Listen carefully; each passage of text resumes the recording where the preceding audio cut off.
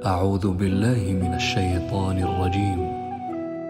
بسم الله الرحمن الرحيم.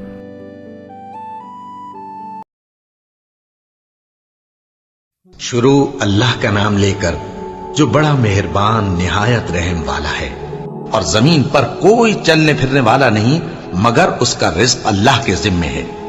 وہ اس کے رہنے کی جگہ کو بھی جانتا ہے اور جہاں سونپا جاتا ہے اسے بھی۔ یہ سب کچھ کتاب روشن میں لکھا ہوا ہے۔ اور وہی تو ہے جس نے آسمانوں اور زمین کو 6 دن میں بنایا، اور اس وقت اس کا عرش پانی پر تھا۔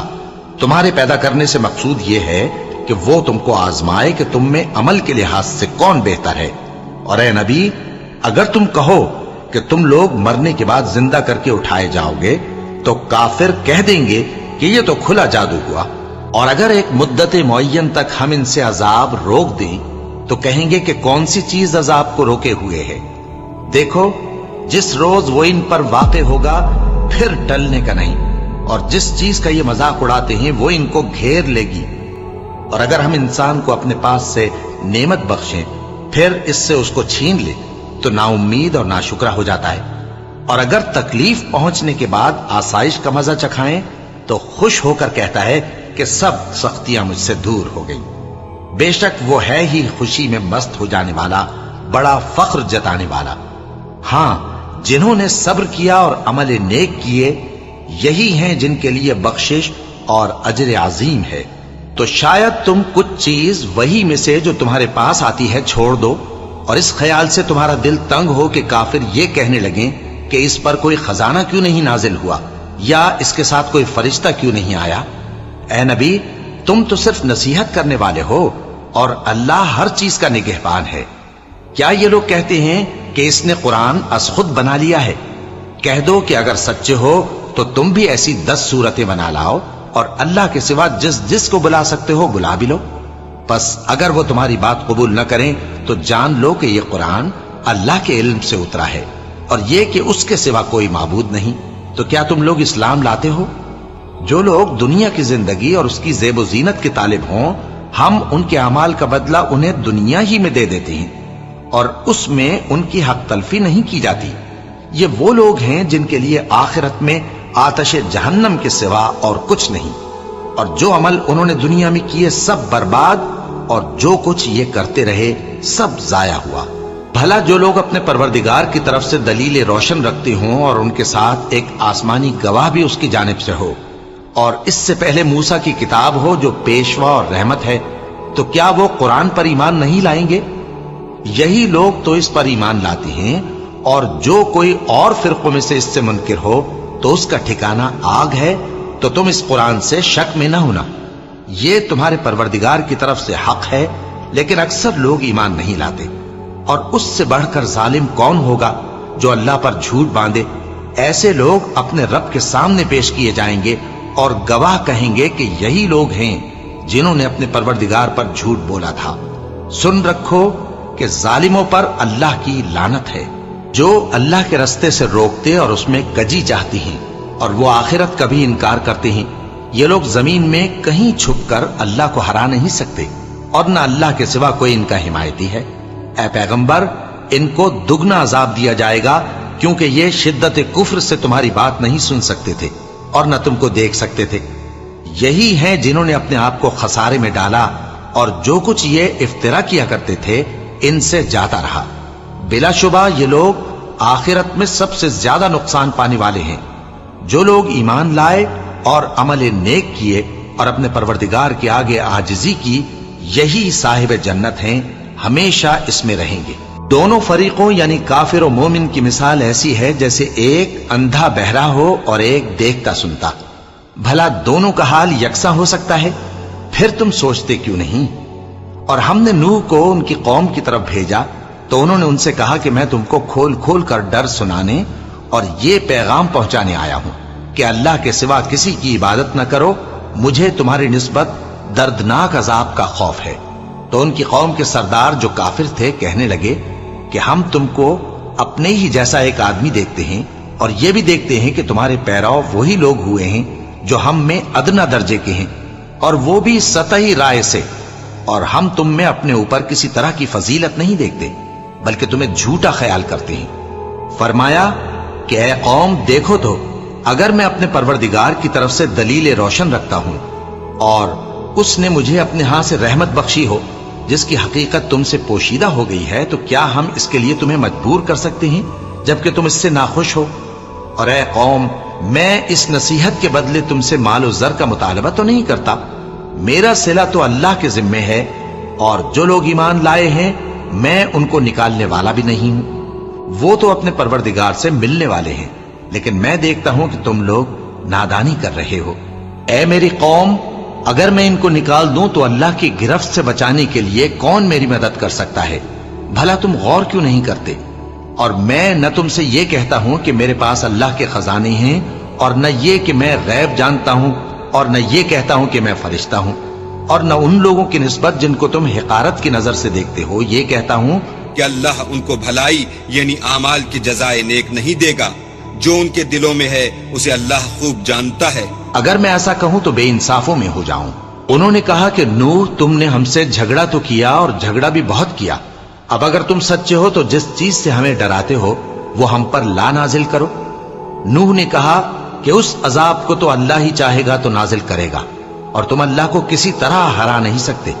और अगर मैं ये चाहूं कि तुम्हारी खैर खाही करूं और अल्लाह ये चाहे कि तुम्हें गुमराह रहने दे, तो मेरी खैर खाही तुमको कुछ फायदा नहीं दे सकती। वही तुम्हारा परवरदिगार है और तुम्हें उसी की तरफ लौट कर जाना है। क्या ये लोग कहते हैं कि इस पैगंबर ने कुरान अपने दिल से बना लिया है? कह दो कि अगर मैंने दिल से बना लिया है तो मेरे गुनाह का वबाल मुझ पर, और जो गुनाह तुम करते हो उससे मैं बरीउज़ जिम्मा हूं। और नूह की तरफ वही की गई कि तुम्हारी कौम में जो लोग ईमान ला चुके उनके सिवा और कोई ईमान नहीं लाएगा, तो जो काम ये कर रहे हैं उनकी वजह से गम न खाओ, और एक कश्ती हमारे हुक्म से हमारे सामने बनाओ, और जो लोग जालिम हैं उनके बारे में मुझसे कुछ न कहना, क्योंकि वो जरूर गर्क कर दिए जाएंगे। और नूह ने कश्ती बनाना शुरू कर दी, और जब उनकी कौम के सरदार उनके पास से गुजरते तो उनसे तमस्खुर करते। वो कहते कि अगर तुम हमसे तमस्खुर करते हो तो जिस तरह तुम हमसे तमस्खुर करते हो उसी तरह एक वक्त हम भी तुमसे तमस्खुर करेंगे, और तुमको जल्द मालूम हो जाएगा कि किस पर अजाब आता है जो उसे रुस्वा करेगा, और किस पर हमेशा का अजाब नाजिल होता है। यहां तक कि जब हमारा हुक्म आ पहुंचा और तन्नूर जोश मारने लगा, तो हमने नूह को हुक्म दिया कि हर किस्म के पालतू जानवरों में से जोड़ा जोड़ा यानी एक एक नर और एक एक मादा ले लो, और जिस शख्स की निस्बत हुक्म हो चुका है कि हलाक हो जाएगा उसको छोड़कर अपने घर वालों को और जो ईमान लाया हो उसको कश्ती में सवार कर लो। और उनके साथ ईमान बहुत ही कम लोग लाए थे। नूह ने कहा कि अल्लाह का नाम लेकर कि उसी के करम से इसका चलना और ठहरना है, इसमें सवार हो जाओ। बेशक मेरा परवरदिगार बख्शने वाला है, मेहरबान है। और वो उनको लेकर तूफान की लहरों में चलने लगी। लहरें क्या थीं? गोया पहाड़ थे। उस वक्त नूह ने अपने बेटे को जो कश्ती से अलग था पुकारा कि बेटा हमारे साथ सवार हो जा और काफिरों में शामिल न हो। उसने कहा कि मैं अभी पहाड़ से जा लगूंगा, वो मुझे पानी से बचा लेगा। फरमाया कि आज अल्लाह के अजाब से कोई बचाने वाला नहीं और न कोई बच सकता है मगर वही जिस पर अल्लाह रहम करे। इतने में दोनों के दरमियान लहर हायल हो गई और वो डूब कर रह गया। और हुक्म दिया गया कि ऐ जमीन अपना पानी निगल जा और ऐ आसमान थम जा। और पानी खुश्क हो गया और काम तमाम कर दिया गया। और कश्ती कोहे जूदी पर जा ठहरी और कह दिया गया कि बेइंसाफ लोगों पर लानत। और नूह ने अपने परवरदिगार को पुकारा और कहा कि परवरदिगार, मेरा बेटा भी मेरे घर वालों में है, तू उसको भी नजात दे। तेरा वादा सच्चा है और तू बेहतरीन हाकिम है। अल्लाह ने फरमाया कि ऐ नूह, वो तेरे घर वालों में नहीं है, वो तो सरासर बदअमल है। तो जिस चीज की तुमको हकीकत मालूम नहीं उसके बारे में मुझसे दरखास्त ही ना करो, और मैं तुमको नसीहत करता हूं कि नादान ना बनो। नूह ने कहा, परवरदिगार, मैं तुझसे पनाह मांगता हूं कि ऐसी चीज की तुझसे दरखास्त करूं जिसकी हकीकत मुझे मालूम नहीं, और अगर तू मुझे नहीं बख्शेगा और मुझ पर रहम नहीं फरमाएगा तो मैं तबाह हो जाऊंगा। हुक्म हुआ कि नूह हमारी तरफ से सलामती और बरकतों के साथ जो तुम पर और तुम्हारे साथ की जमातों पर नाजिल की गई हैं उतर आओ, और कुछ और जमातें होंगी جن کو ہم دنیا کے فوائد سے بہرہ مند کریں گے، پھر ان کو ہماری طرف سے عذاب علیم پہنچے گا۔ یہ حالات غیب کی خبروں میں سے ہیں جو ہم تمہاری طرف بھیجتے ہیں، اور اس سے پہلے نہ تم ہی ان کو جانتے تھے اور نہ تمہاری قوم ہی ان سے واقف تھی۔ تو صبر کرو کہ انجام پرہیزگاروں ہی کا بھلا ہے۔ اور ہم نے قوم عاد کی طرف ان کے بھائی ہود کو بھیجا۔ انہوں نے کہا، اے میری قوم، اللہ ہی کی عبادت کرو، اس کے سوا تمہارا کوئی معبود نہیں۔ تم شرک کر کے اللہ پر محض بہتان باندھتے ہو۔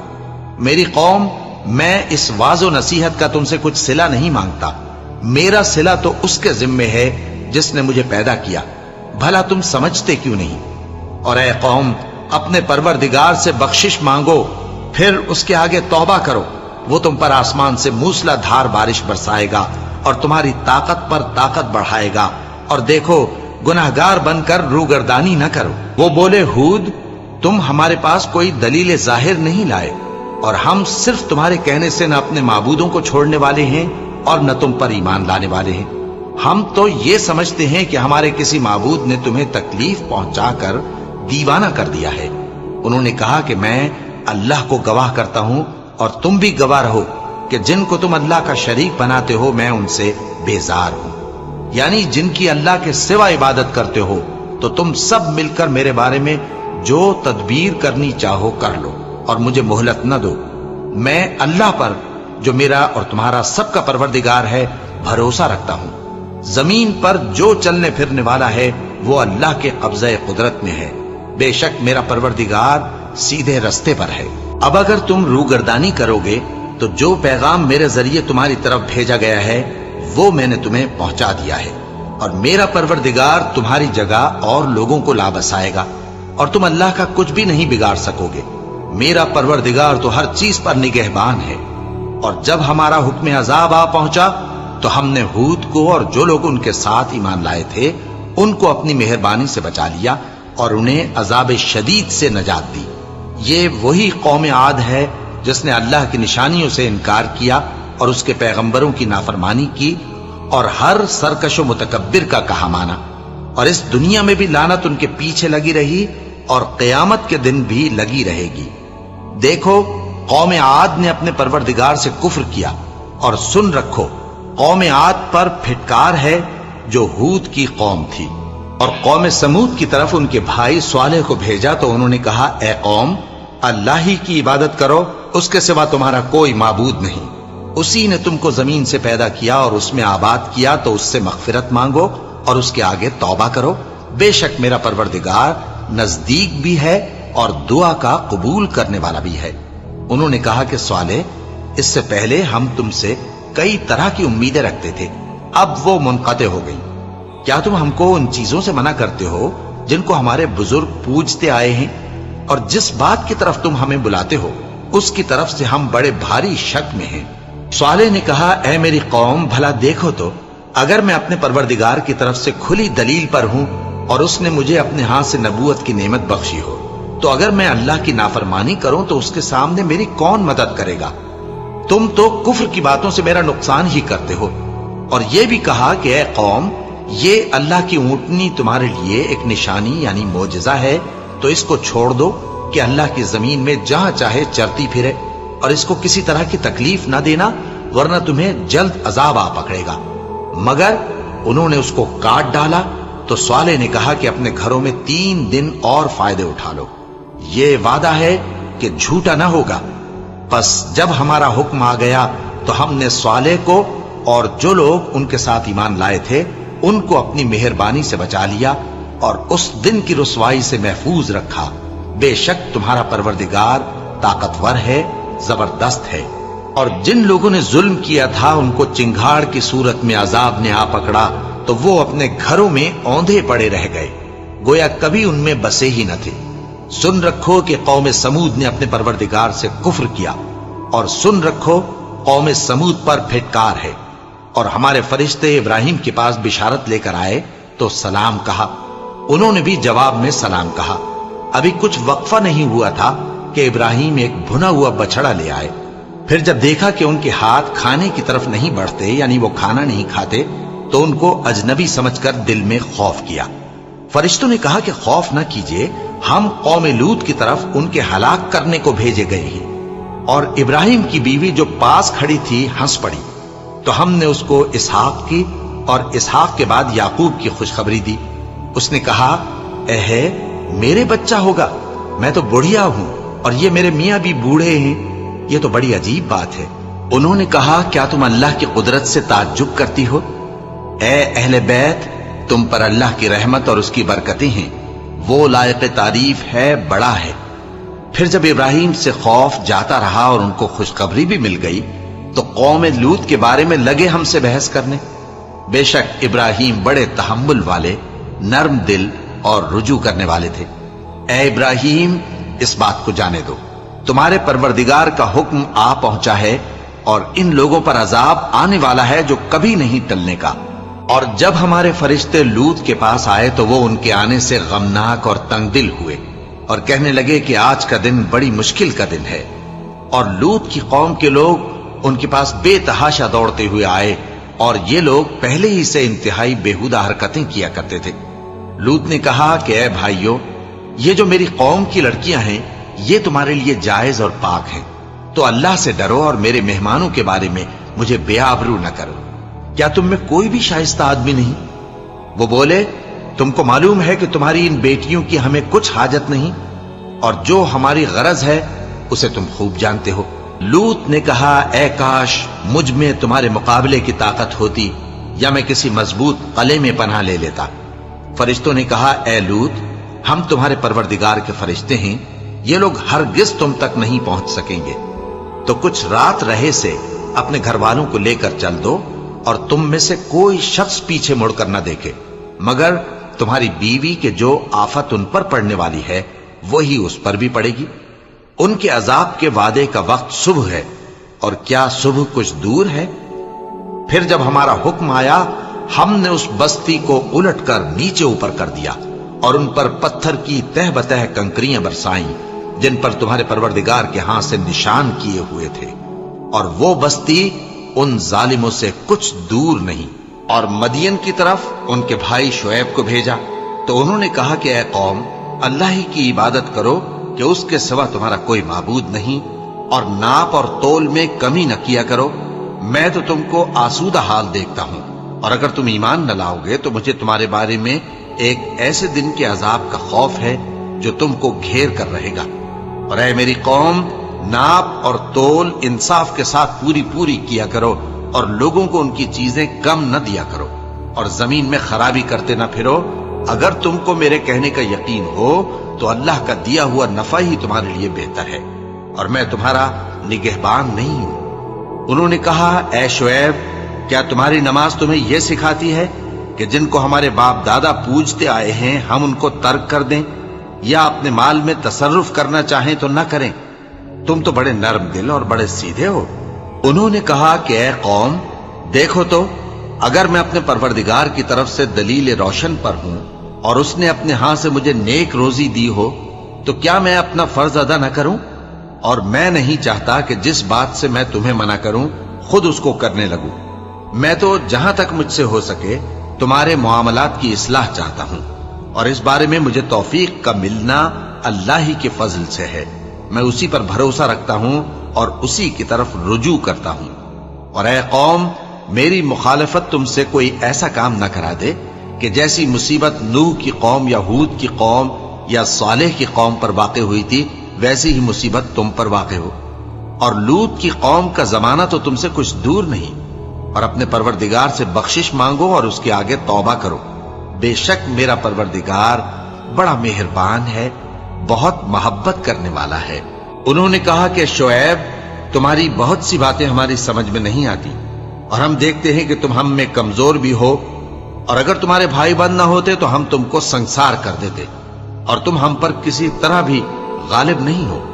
انہوں نے کہا کہ اے قوم، کیا میرے بھائی بندوں کا دباؤ تم پر اللہ سے زیادہ ہے، اور اس کو تم نے پیٹھ پیچھے ڈال رکھا ہے؟ میرا پروردگار تو تمہارے سب اعمال کا احاطہ کیے ہوئے ہے۔ اور اے قوم، تم اپنی جگہ کام کیے جاؤ، میں اپنی جگہ کام کیے جاتا ہوں۔ تم کو ان قریب معلوم ہو جائے گا کہ رسوا کرنے والا عذاب کس پر آتا ہے اور جھوٹا کون ہے۔ اور تم بھی انتظار کرو، میں بھی تمہارے ساتھ انتظار کرتا ہوں۔ اور جب ہمارا حکم آ پہنچا تو ہم نے شعیب کو اور جو لوگ ان کے ساتھ ایمان لائے تھے ان کو تو اپنی رحمت سے بچا لیا، اور جو ظالم تھے ان کو چنگھاڑ نے آ دبوچا، تو وہ اپنے گھروں میں اوندھے پڑے رہ گئے، گویا ان میں کبھی بسے ہی نہ تھے۔ سن رکھو کہ مدین پر ویسی ہی پھٹکار ہے جیسی سمود پر پھٹکار تھی، اور ہم نے موسیٰ کو اپنی نشانیاں اور دلیل روشن دے کر بھیجا فرعون اور اس کے سرداروں کی طرف، تو وہ فرعون ہی کے حکم پر چلتے رہے، حالانکہ فرعون کا حکم درست نہیں تھا۔ وہ قیامت کے دن اپنی قوم کے آگے آگے چلے گا، پھر ان کو دوزخ میں جا اتارے گا، اور جس مقام پر وہ اتارے جائیں گے وہ برا ہے۔ اور اس جہان میں بھی لعنت ان کے پیچھے لگا دی گئی، اور قیامت کے دن بھی پیچھے لگی رہے گی۔ جو انعام ان کو ملا ہے برا ہے۔ یہ پرانی بستیوں کے تھوڑے سے حالات ہیں جو ہم تم سے بیان کرتے ہیں، ان میں سے بعض تو باقی ہیں اور بعض تہس نہس ہو گئیں۔ اور ہم نے ان لوگوں پر ظلم نہیں کیا بلکہ انہوں نے خود اپنے اوپر ظلم کیا۔ غرض جب تمہارے پروردگار کا حکم آ پہنچا تو جن معبودوں کو وہ اللہ کے سوا پکارا کرتے تھے وہ ان کے کچھ بھی کام نہ آئے، اور بربادی کے سوا انہیں اور کچھ نہ دے سکے۔ اور تمہارا پروردگار جب نافرمان بستیوں کو پکڑا کرتا ہے تو اس کی پکڑ اسی طرح کی ہوتی ہے، بے شک اس کی پکڑ دکھ دینے والی سخت ہے۔ ان قصوں میں اس شخص کے لیے جو عذاب آخرت سے ڈرے عبرت ہے۔ یہ وہ دن ہوگا جس میں سب اکٹھے کیے جائیں گے، اور یہی وہ دن ہوگا جس میں سب اللہ کے روبرو حاضر کیے جائیں گے، اور ہم اس کے لانے میں ایک وقت معین تک تاخیر کر رہے ہیں۔ جس روز وہ آ جائے گا تو کوئی شخص اللہ کے حکم کے بغیر بول بھی نہیں سکے گا۔ پھر ان میں سے کچھ بدبخت ہوں گے اور کچھ نیک بخت۔ تو جو بدبخت ہوں گے وہ دوزخ میں ڈال دیے جائیں گے، اس میں ان کو چلانا اور دھاڑنا ہوگا۔ جب تک آسمان و زمین ہیں وہ اسی میں رہیں گے مگر جتنا تمہارا پروردگار چاہے۔ بے شک تمہارا پروردگار جو چاہتا ہے کر دیتا ہے۔ اور جو نیک بخت ہوں گے وہ بہشت میں داخل کیے جائیں گے، اور جب تک آسمان اور زمین ہیں ہمیشہ اسی میں رہیں گے مگر جتنا تمہارا پروردگار چاہے۔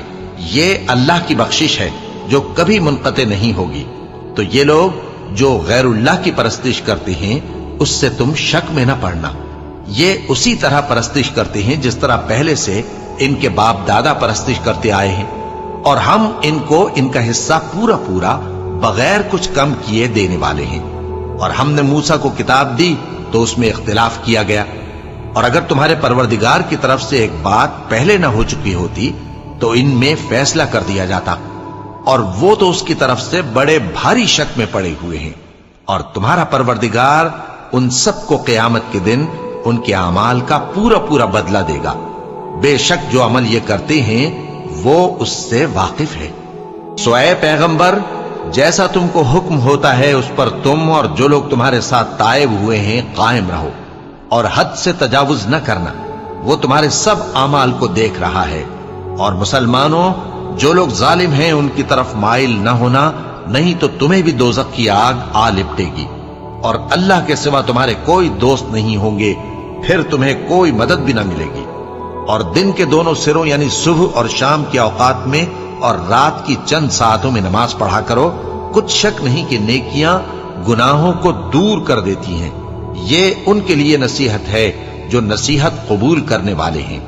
اور صبر کیے رہو کہ اللہ نیکوکاروں کا اجر ضائع نہیں کرتا۔ تو جو امتیں تم سے پہلے گزر چکی ہیں ان میں ایسے ہوش مند کیوں نہ ہوئے جو ملک میں خرابی کرنے سے روکتے؟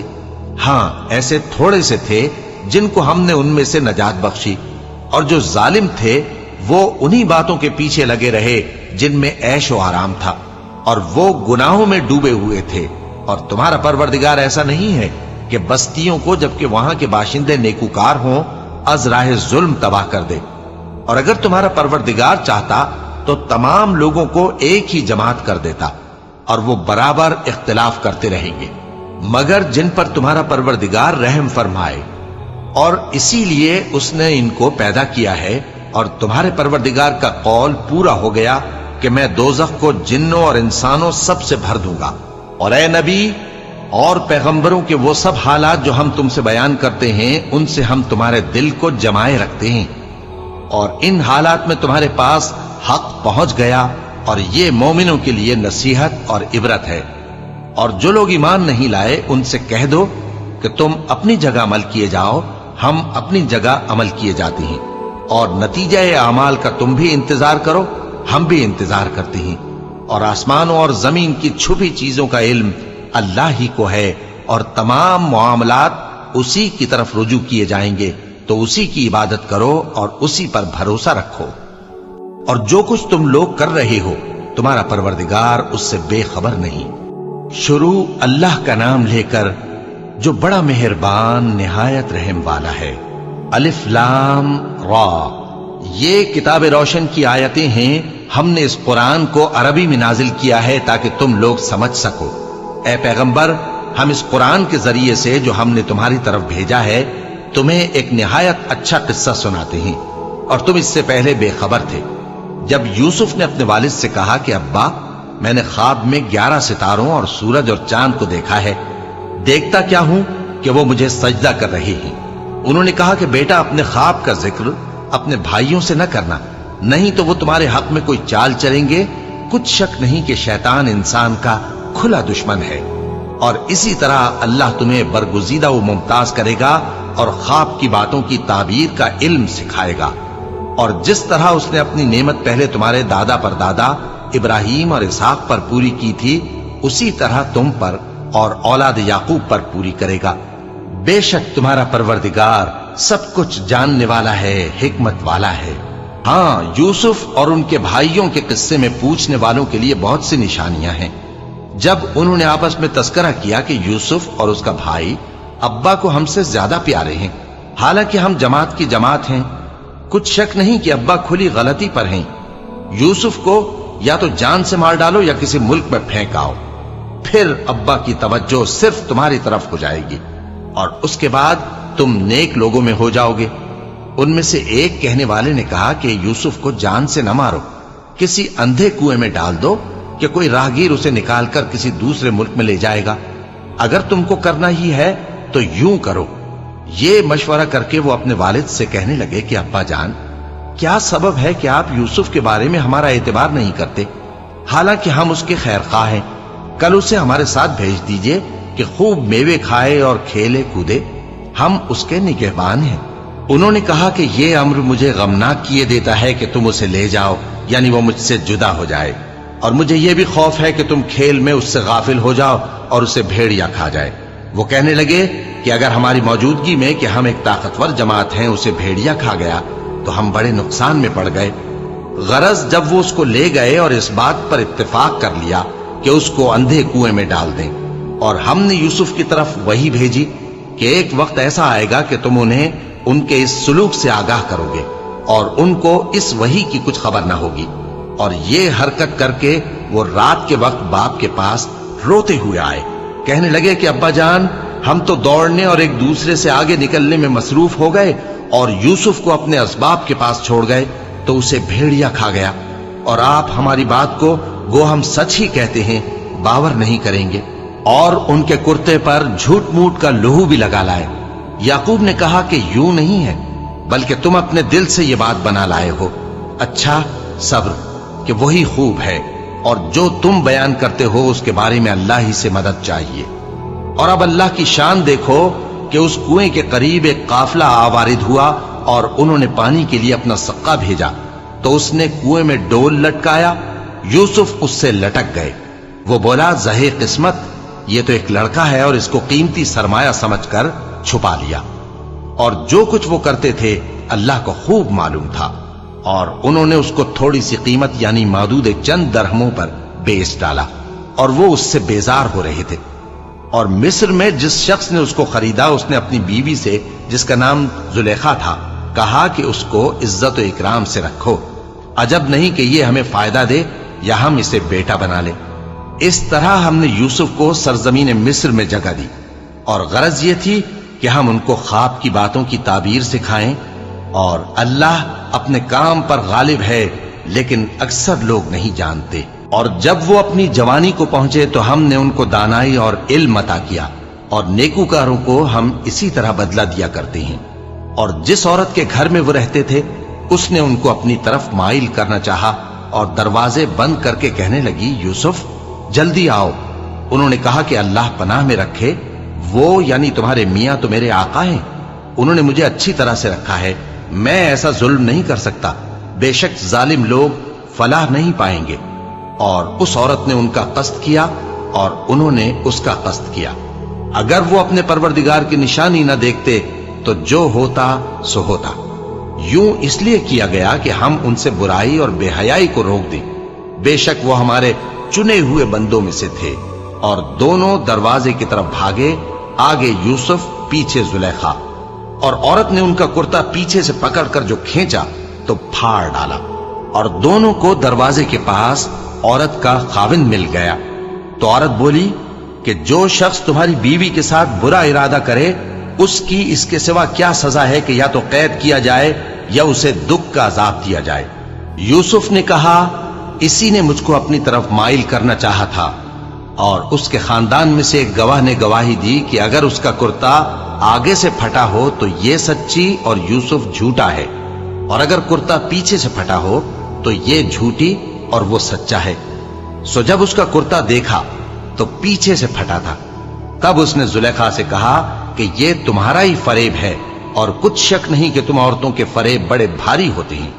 یوسف اس بات کا خیال نہ کر، اور زلیخا تو اپنے گناہ کی بخشش مانگ، بے شک خطا تیری ہی ہے۔ اور شہر میں عورتیں گفتگویں کرنے لگیں کہ عزیز کی بیوی اپنے غلام کو اپنی طرف مائل کرنا چاہتی ہے اور اس کی محبت اس کے دل میں گھر کر گئی ہے، ہم دیکھتی ہیں کہ وہ کھلی گمراہی میں ہے۔ پھر جب زلیخا نے ان عورتوں کی گفتگو جو حقیقت میں دیدار یوسف کے لیے ایک چال تھی سنی تو ان کے پاس دعوت کا پیغام بھیجا اور ان کے لیے ایک محفل مرتب کی، اور پھل تراشنے کے لیے ہر ایک کو ایک ایک چھری دی، اور یوسف سے کہا کہ ان کے سامنے آؤ۔ جب عورتوں نے ان کو دیکھا تو ان کا روب حسن ان پر ایسا چھا گیا کہ پھل تراشتے تراشتے اپنے ہاتھ کاٹ لیے، اور بے ساختہ بول اٹھیں کہ اللہ پاک ہے، یہ آدمی نہیں، یہ تو کوئی بزرگ فرشتہ ہے۔